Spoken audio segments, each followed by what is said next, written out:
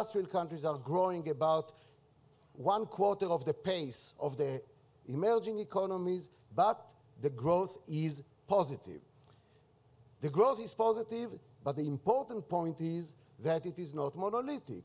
We have, of course, China, India growing at a much faster pace. We have the rest of the world at the present time hovering a very slow pace, and Europe is in a recession. What is the major change that has taken place since Herzliya started its meetings? In 1990, the world production was characterized by the pie chart that you have there, and you see that Europe produced about 29% of world output, the United States about 25% of world output, and Japan about 10% of world output. Those three important parts of the industrial world have changed dramatically as we look at, say, 2011. Europe has shrunk to 20% of world output, Japan 6%, and the United States 20%. Where did it all go? Well, it went to the east.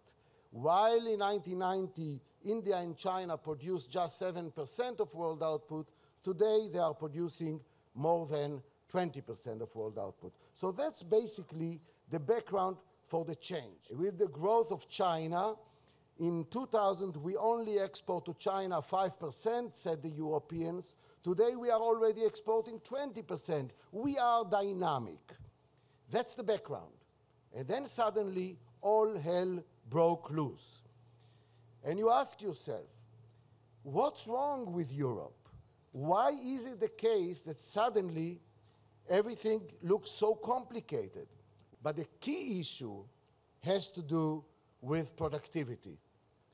There are many measures that economists have about productivity. One of them is unit labor cost. What is the cost of labor that it takes to produce 1 unit of output? Well, you can see the same product is now costing, in terms of labor, in Italy, 33% more than what before, and in Germany, 2% less than what before.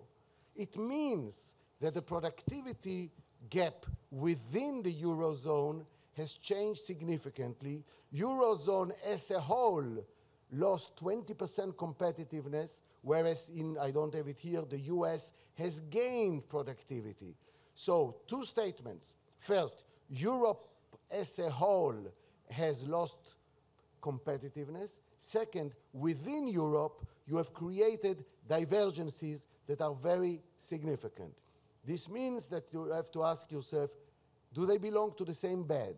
So answering the question of our moderator, my answer is, it depends what they do to ensure that these gaps shrink. And